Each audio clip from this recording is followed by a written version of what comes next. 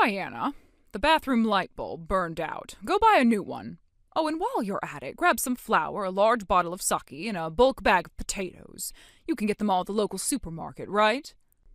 Alyssa, I'm sorry, but I'm in my final month of pregnancy now. So? It's not really safe for me to drive anymore. Huh? Then walk. That's even more impossible. It's not that far to the store, is it? Stop making excuses and just go. Unlike you, I'm busy preparing to welcome Emily back home for her new job. I'm letting you live separately, even though you should be living with us. The least you can do is contribute for once. Now, off you go. Chop, chop. I'm sorry, but I really can't.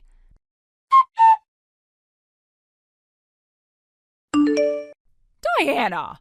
What do you think you're doing using the supermarket's delivery service? That poor delivery guy showed up at our door carrying all those heavy bags.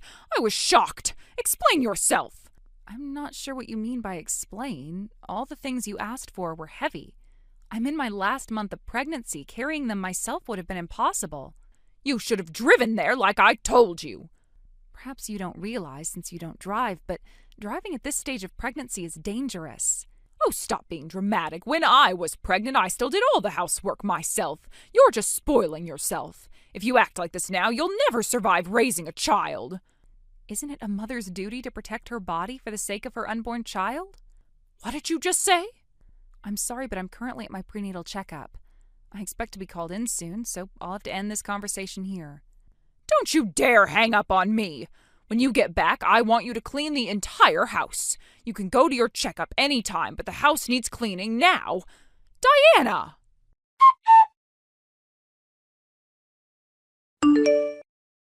Diana, are you at home right now? Good morning, Alyssa. Yes, I'm home. Good. Then go pick up Emily from the station. From the station, meaning by car? Of course by car. It's boiling hot today. She's been traveling with a heavy suitcase. Do you want her walking in this heat for 30 minutes from the station? There's a bus that goes from the station to here. Excuse me? Emily's coming all this way back home, and you can't even do this one thing to make her trip easier? Unbelievable! If I weren't pregnant, of course I'd go. But as I've said repeatedly, I'm in my last month now. Driving is really not an option for me anymore. Please understand. Stop using your pregnancy as an excuse. You can drive if you really want to. If you don't go pick her up, Emily will be left waiting at the station in this heat. Don't you feel bad for her? If she ends up with heat stroke, it'll be your fault, you hear me? All right, I understand.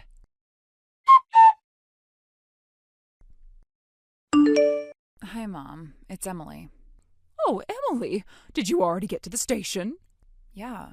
There was a bus leaving soon, so I hopped on it. Huh? The bus? Yeah. You know that bus only runs twice an hour, right? But I got lucky. Only had to wait for 5 minutes. So I'll be home in no time. Oh, I see. All right then.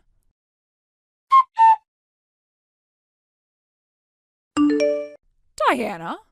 Hello? Emily just told me she took the bus home. You did go pick her up like I told you to, right? Why haven't I heard a single word from you since? What on earth is going on? When your mother-in-law contacts you, you're supposed to drop everything and respond right away. How many times do I have to tell you that? Diana! Where is your reply? Not even marking the messages as read? Honestly, what a useless, hopeless wife you are. You know what? At this point, I might seriously have to start considering divorce. This is completely unacceptable.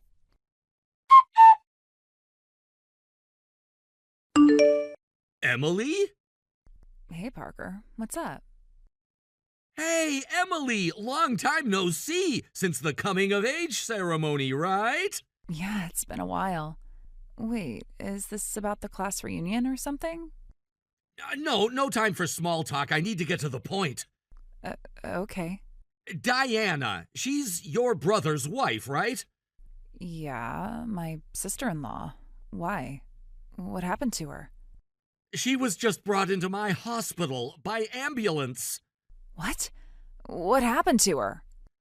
She passed out while driving. She lost consciousness behind the wheel. Wait, hold on. Diana, she's in her last month of pregnancy, isn't she?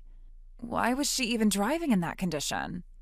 Yeah, I know. Anyway, she's stable now. She's in a room. The doctors took care of her.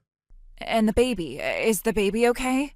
Both are fine. No need to panic. Well, thank God. We already called your brother from the hospital, but I heard you're back in town today too, so I figured I'd let you know as well. Got it. I'm heading to the hospital right now.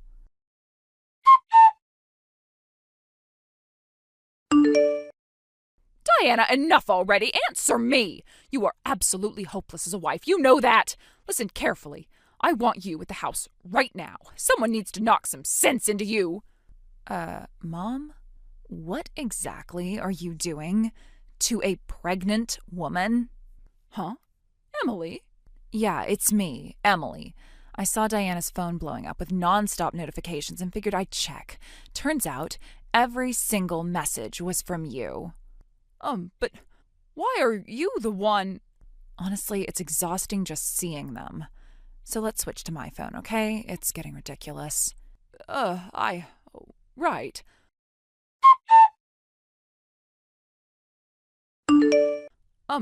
Emily, didn't you say you were heading to visit your friend today? Yeah, that was the plan. But on the way, I got an urgent call from a friend who works as a nurse in the hospital. The hospital nurse? Yeah, Diana's been admitted. Admitted? She passed out in the driver's seat after pulling over to the side of the road. A passerby called an ambulance. What? She told me everything when she woke up. Alyssa, did you seriously make Diana drive while she's in her final month of pregnancy? Just so she could pick me up? Well, yes, I just thought, with this heat, she should... And you thought the best solution was to force your pregnant daughter-in-law to drive? Are you even hearing yourself? But that's what a daughter-in-law is supposed to do. I never had kids myself, but even I know how dangerous that is. What if something had happened to Diana? What if something had happened to the baby? And all because of me? Do you have any idea how terrifying that is? How sick that makes me feel? You're overreacting. Overreacting? Childbirth is life-threatening. It's something where a mother literally risks her life, isn't it? You, of all people, who have gone through it twice, how can you not get that? How could you do this to the woman bringing your grandchild into this world?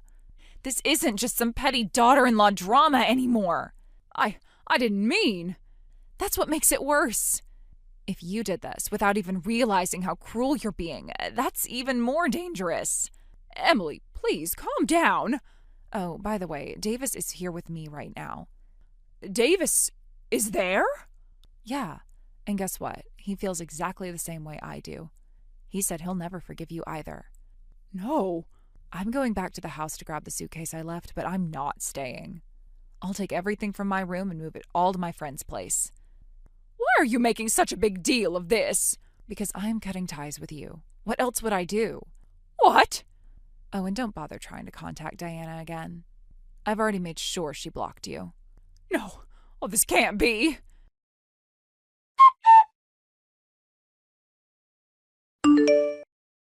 Emily, what am I supposed to do? Your father, he's told me he wants a divorce. Yeah, I know. What? Davis told Dad everything. All the things you've done to Diana. No! Oh, this can't be! Dad said if you sign the divorce papers without making a fuss, he'll make sure you're financially supported for a while, so you won't be left high and dry after living as a housewife all these years. He's still being kind, isn't he? No. Divorce, and now Davis and you're cutting me off too? How did it come to this? There's only one answer to that. You brought it on yourself.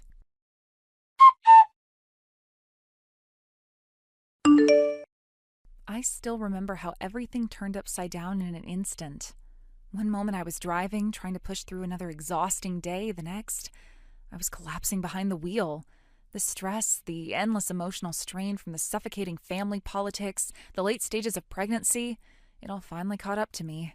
I woke up in the sterile white walls of a hospital room, disoriented, overwhelmed by the quiet beeping of monitors, the distant echoes of medical staff. But amidst the chaos of that moment, a miracle arrived. While I was still in the hospital, contractions began without warning, Everything happened so quickly. Before I could even fully process what was going on, my son was born into the world. A healthy, crying, perfect little boy. In that moment, everything else seemed to fade away. All the bitterness, the betrayals, the relentless pressures of dealing with my in-laws, none of it mattered.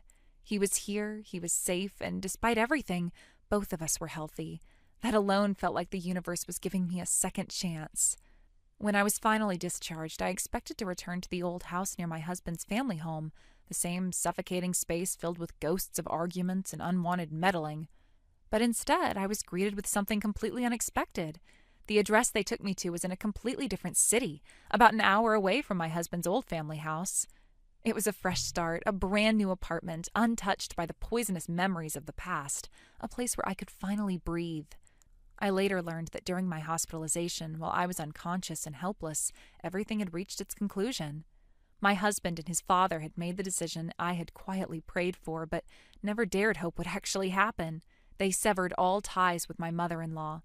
The woman who had made my life a living hell for so long, who constantly belittled me, controlled me, inserted herself into every aspect of our marriage, our finances, even my pregnancy, was finally gone.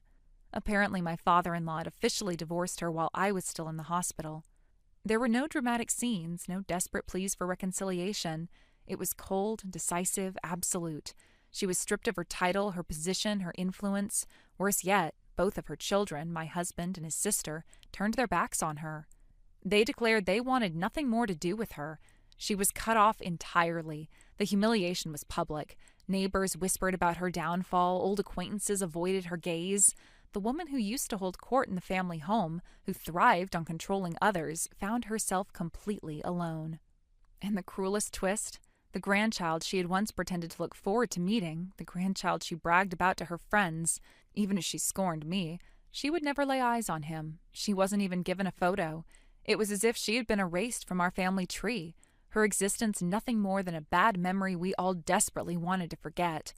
From what I heard, she tried to cling to the few distant relatives she had left, but none of them wanted anything to do with her. Years of arrogance, of lording over others, of treating people like pawns, those bridges were long burned. She had nowhere to go. In the end, she moved into a cramped, suffocating one-room apartment in a run-down part of town.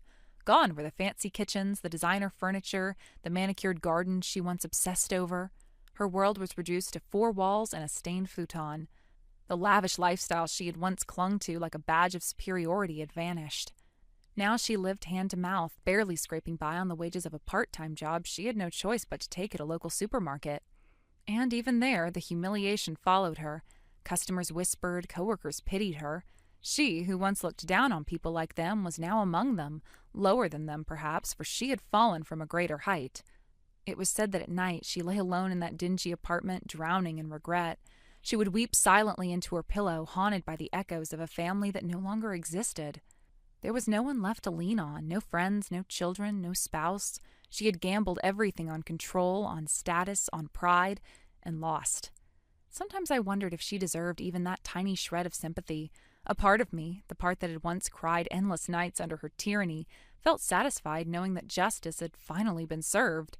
But another part of me, perhaps the mother I had become, felt a hollow ache when I thought of her.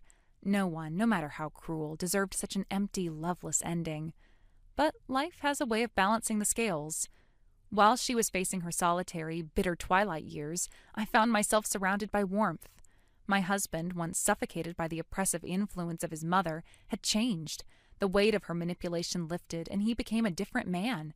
Gentler, more attentive, more willing to stand by me as an equal, not as someone trying to balance between his wife and his domineering mother. He finally saw me as his true family, the one he vowed to protect. Even his sister, once a passive bystander in their mother's games, found the courage to break free. She moved into an apartment nearby. We weren't exactly best friends, but the old tension between us had dissolved. We were mothers now, both of us, and perhaps that was enough common ground to rebuild something healthier. My father-in-law, freed from a lifetime of emotional abuse, seemed to rediscover himself. He visited often, bringing fresh vegetables, little toys for his grandson. I saw in him a man trying to make up for lost time, for the years he had been a silent accomplice to his wife's cruelty. He apologized often, sometimes too much, but I understood. We were all healing in our own ways. Our new life wasn't luxurious, it wasn't perfect, but it was ours. There were no more surprise visits from the in-laws barging in without notice, no more lectures about how I wasn't raising my son correctly, no more cruel remarks about my cooking, my cleaning, my appearance. I could finally decorate our home the way I wanted. I could cook meals that made us happy, not meals that met some impossible standards set by a bitter old woman. Every night I tucked my son into his crib in a room that felt like a sanctuary, not like a prison. And I would whisper to him about the future, our future, one built not on control, not on appearances, but on love, respect, and honesty. Sometimes I still had nightmares, visions of my mother-in-law barging into our peaceful life, trying to reclaim what she believed was hers. But then I would wake up to the soft breathing of my son, the gentle touch of my husband's hand in mine, and I knew I was safe. She couldn't hurt us anymore. Her kingdom of lies had crumbled, and in its place, we built something real. Even now, when I hear rumors of her pitiful existence, I feel nothing. Not pity, not satisfaction, just emptiness. She was a chapter we had closed, a ghost of a past life I no longer recognized. Perhaps that was the greatest revenge of all. Not that she was left alone, but that we were no longer even needing to think of her. She had made herself irrelevant. The memory of that day, the day everything changed, still haunts me. I had been so exhausted, so physically and emotionally drained by the constant battles and stress, that my body had finally rebelled. I collapsed behind the wheel while driving, a mixture of fatigue and the overwhelming emotional toll that had been building up over the years. Everything felt like too much. My pregnancy, which had been fraught with tension and the strain of familial expectations, became the final breaking point. And thank God that was the case. Thank you for watching and listening. We hope you enjoyed the video. Don't forget to like this video and subscribe. Also, feel free to leave a comment about what you thought of the story. We look forward to seeing you at the next story. Hey, Jake, are you at the airport yet? Yep, I've been here 30 minutes already. Security was fast for once, so now I'm just wandering the terminal like a lost soul. Okay, cool. I just got on the subway. I finally escaped the office. I should make it well before check-in closes. I still can't believe they made you come in on the actual morning of our honeymoon. That's cold. Tell me about it. I was one passive-aggressive comment away from flipping a desk. What even happened? Wasn't everything already handed off? It was. But the guy taking over my accounts landed in the ER last night. Appendicitis, of course. Oh, come on. That's just unfair. Can't blame the guy, but seriously, today? Right. My manager cornered me and begged. He said I was the only one who could smooth it over with the client. And of course you said yes. Look, I panicked, okay? I felt guilty. You're a saint. I would have walked out humming the wedding march. That's because you've got main character energy. I'm just trying to survive corporate America. Well, you're married now. Time to start using that honeymoon immunity. Nobody touches you for 2 weeks. Except for me, that is. Trust me, I haven't forgotten about that part. Thank you again for handling the flight change, by the way. I know it was a pain. Oh, you mean the hour-long hold music and the customer service rep who said, "I'm afraid not," like it was her mantra? Was it that bad? I had to fake cry. I'm not proud of it, but hey, we got new seats. And they're together and not by the toilet. You fake cried for me? It was a sacrifice that I had to make. I owe you cookies and several romantic favors. I would gladly trade the former for the latter, by the way. Okay, train's moving again. I'll be there in 25. Don't buy all the snacks before I get there. No promises, but I'll wait at the entrance once you text. We're finally doing this! I wouldn't want to do it with anyone else.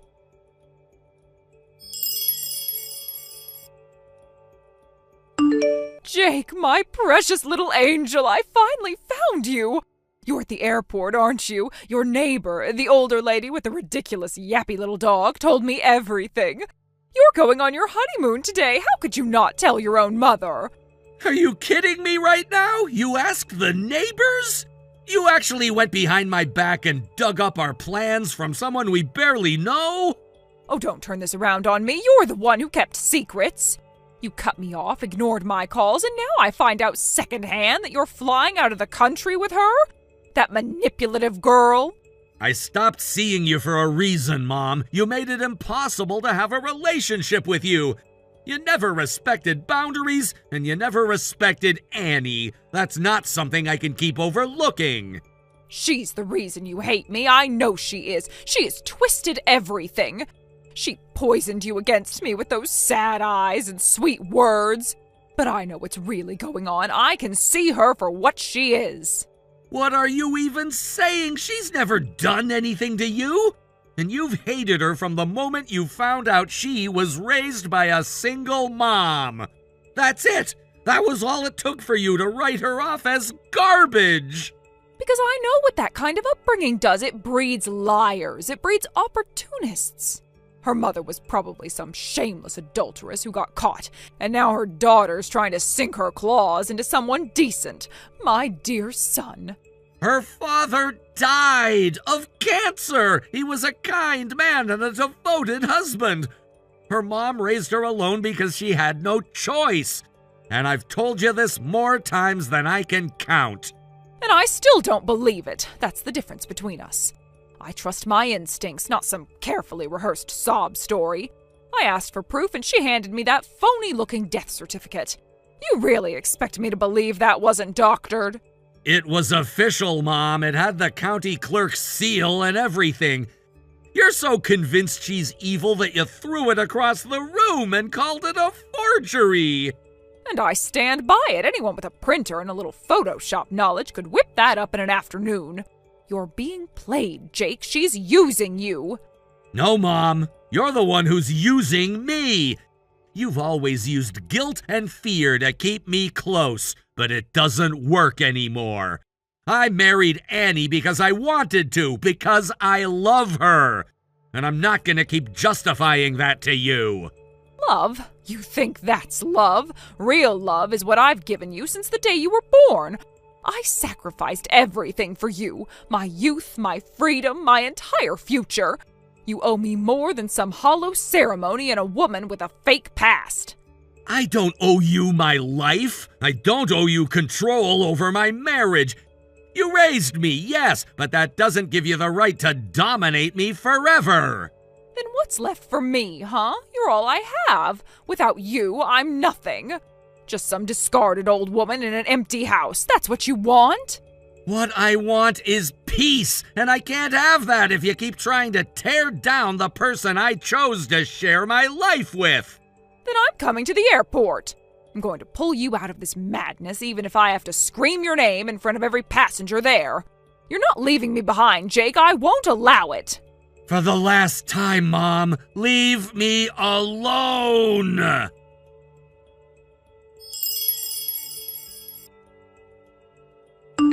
Annie, listen carefully. Don't come inside the terminal. Not yet. What? Why? I'm almost there. What's going on? My mom found out about the trip. She's in a taxi headed here. She's planning to confront us. Wait, how did she even know? We didn't tell anyone. One of the neighbors must have said something. It was probably Mrs. Parker. You told her about the honeymoon when you dropped off that banana bread, right? Oh no, I mentioned we'd be gone a week. I thought it would help keep the house safe. Don't worry, you didn't do anything wrong. You were being considerate.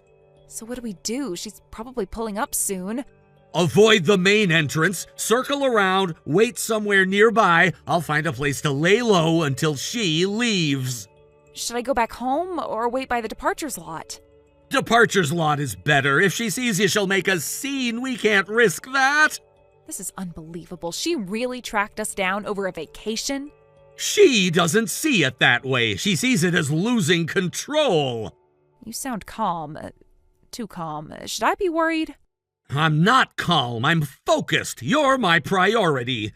I'll text when I've confirmed she's come and gone. Be careful, okay? I don't want her ambushing you either. Don't worry about me. I won't get caught. I'm gonna lay low here and hide somewhere that I can see the entrance clearly. In the meantime, I'll be working out a plan for how to deal with this.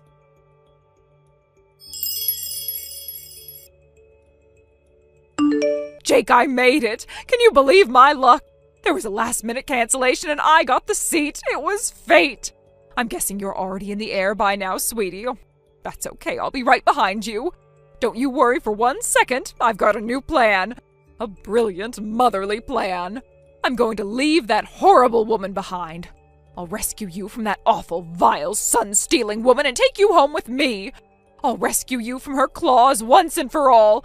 We'll start fresh, just the two of us, the way it should have been all along. Mama's coming to save you, baby. Just wait.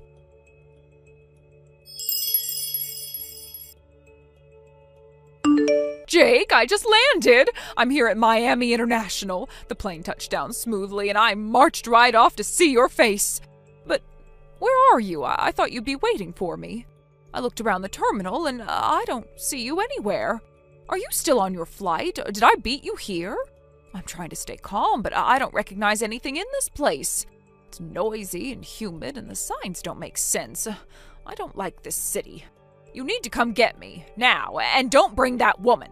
I don't want to see her smug little face the second you walk in. She can stay wherever she is. In fact, it would be better if she just disappeared entirely. You and I can handle this trip ourselves. Why waste all that planning? The hotels are booked and the itinerary is set. Everything is ready for a beautiful mother-son getaway. We can take the same tour, eat the same dinners, even pose for the same photos. You don't need her to make memories. You need me. This will be good for us. We'll reconnect just like we used to before she ever came into the picture. So come pick me up. Let her sit in that airport alone. She got in the way of us once. I won't let it happen again. Hurry, sweetheart. I'm waiting. Well, you're gonna be waiting for a very long time. We're not in Florida, Mom. We're flying overseas. That was never the plan. What are you talking about? Of course it was Florida. The neighbor told me that herself. She was very clear. No, she wasn't. She mentioned Florida because that's where she and her husband went on their honeymoon. She's old, Mom. She's got dementia. We'll have a 30-minute conversation with her, and she'll ask how we're doing 4 or 5 times. Sometimes they fill in details of their own life when they're trying to remember something someone else told them. That's impossible. She told me you were going to Florida. I know what I heard. She looked me in the eye and said you were flying there today. Again, Mom, I'm telling you, she's a confused old lady. She makes a mean pecan pie, though. No, I don't believe you. This was deliberate. That woman, that wicked little Annie, she must have put that old hag up to it. She fed her that story so I'd end up in the wrong place.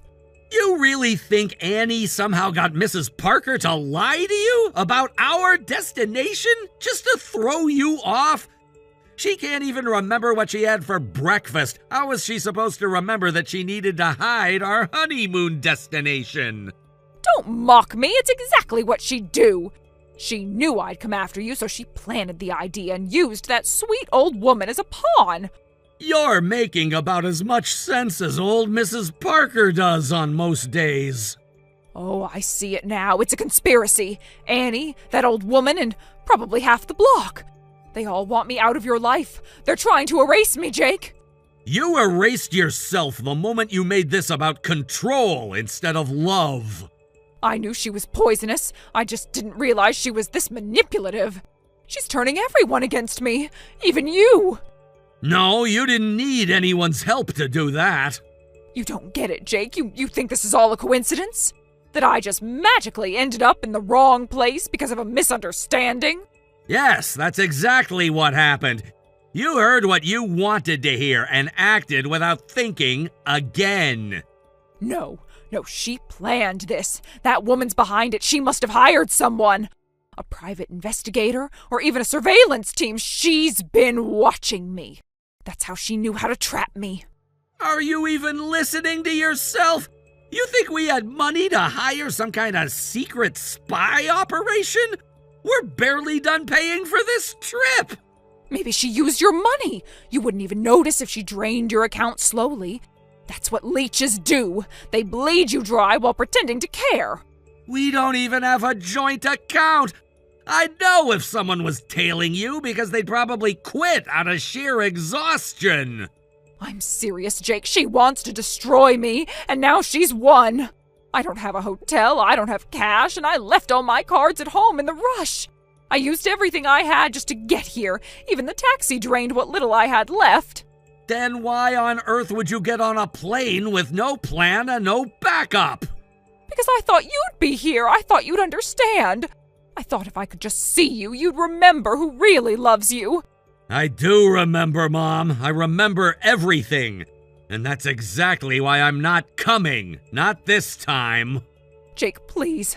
I need you. I'm stranded, alone, abandoned. You abandoned yourself. I warned you, and now you're on your own. Jake, listen to me. This is your moment. You don't have to go through with that ridiculous trip. Just cancel it. Right now. Come get me instead. Please. Think about it. This is the perfect excuse. Just tell her you're coming to help your mother. She'll throw a fit. She'll scream and threaten, maybe even leave you right there on the spot. And that's how you'll know. That's how you'll finally see she was never worthy of you. If she really loved you, she'd understand. But she won't, because she doesn't. This is your test, Jake. This is the universe giving you one last chance to do the right thing. I'm stranded, helpless, humiliated, and I need my son. No, I'm not coming. I'm not canceling anything. I'm not leaving Annie, and I'm not rescuing you from a mess you created. What? I'm boarding now. Turning off my phone. Don't text again. You can't mean that. You don't mean that. You're just upset. You're confused. She has clouded your judgment. Once you see me, once you hold me, everything will snap back into place. Nothing is snapping back. I've told you, we are done. I already cut ties. This was your final performance, and you've outdone yourself. Oh, don't do this. I don't have anywhere to go. I don't have my money. I don't even have my ID. Jake, please don't leave me here. I'm your mother. I'm your mother. You can't mean it. You can't. Please, I'll do anything. Just come back. Jake? Jake?